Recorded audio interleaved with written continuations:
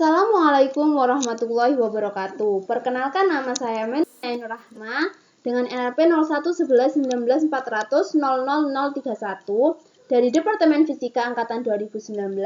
Kali ini saya akan membahas mengenai getaran teredam. Jadi, pokok pembahasan yang akan kita bahas di video kali ini, yang pertama gelombang dan getaran, yang kedua hukum Hooke, yang ketiga getaran teredam, yang keempat macam getaran teredam dan syaratnya, yang kelima aplikasi getaran teredam sehari-hari. Pada pokok pembahasan yang pertama yaitu gelombang dan getaran. Jadi, getaran itu merupakan gerakan bolak-balik menuju suatu titik setimbang.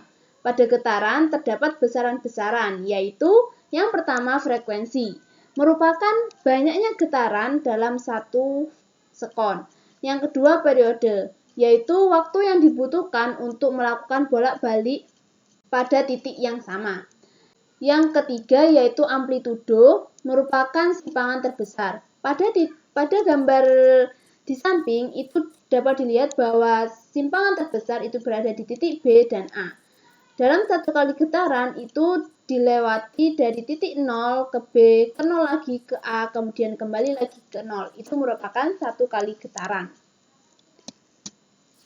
Sedangkan gelombang yaitu sebagai getaran yang merambat. Yang dirambatkan itu merupakan energi. Besaran-besaran yang ada di gelombang itu sama dengan yang ada di getaran. Macam-macam gelombang itu dibedakan berdasarkan arah rambatnya dan berdasarkan medium perambatannya. Kalau berdasarkan arah rambatnya itu ada dua, yaitu gelombang transversal dan gelombang longitudinal. Gelombang transversal itu arah getar dan rambatnya saling tegak lurus. Sedangkan gelombang longitudinal itu arah getar dan arah rambatnya itu saling sejajar. Berdasarkan medium perambatannya itu ada dua juga, yaitu gelombang mekanik dan gelombang elektromagnetik. Gelombang mekanik itu merupakan gelombang yang membutuhkan medium untuk merambat. Sedangkan gelombang elektromagnetik itu gelombang yang tidak membutuhkan medium untuk merambat. Pokok pembahasan yang kedua yaitu hukum Hooke. Menurut Robert Hooke, hukum Hooke itu ditemukan dengan rumus tanda min menyatakan bahwa arah gaya F berlawanan dengan arah perubahan panjang X. Dapat dilihat di rumus bahwa F sama dengan min K delta X. F itu merupakan gaya, min itu merupakan tanda bahwa arah gaya dan arah perubahan panjang X itu berlawanan. Dan K itu merupakan konstanta, delta X itu perubahan panjang. Pokok pembahasan yang ketiga yaitu getaran teredam. Pada kenyataannya, osilasi harmonik sederhana itu sulit ditemukan dalam kehidupan sehari-hari. Sistem yang berosilasi secara harmonik itu mengalami gesekan dengan udara, sehingga simpangannya akan berkurang terhadap fungsi waktu. Gerak osilasi sistem yang seperti itu jadi disebut dengan osilasi harmonik teredam.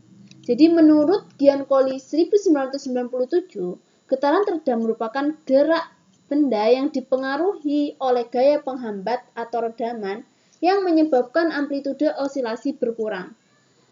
Nah, berkurangnya ini secara perlahan terhadap waktu sampai akhirnya berhenti. Nah, gaya penghambat atau redaman itu berupa gaya gesek udara ataupun faktor internal sistem. Besarnya gaya redaman itu sebanding dengan kecepatan, namun arahnya berlawanan. Gaya redaman dituliskan sebagai berikut. Fd sama dengan min B dx per dt sama dengan min bx. Dan yang keempat itu mengenai macam getaran teredam dan syaratnya. Macam getaran teredam itu ada tiga, yaitu yang pertama getaran kurang teredam, yang kedua getaran redaman kristis, yang ketiga getaran terlampau redam. Dari rumus RT sama dengan A1 pangkat A1T plus A2E A2T. Di A1-nya itu seperti ini rumusnya. Min gamma plus akar gamma kuadrat min omega 0 kuadrat. A2 sama dengan min gamma min akar gamma kuadrat min omega 0 kuadrat. Dengan syarat Untuk getaran kurang teredam itu gamma kuadratnya harus lebih kecil dari omega 0 kuadrat. Kalau getaran redaman kritis itu gamma kuadrat sama dengan omega 0 kuadrat.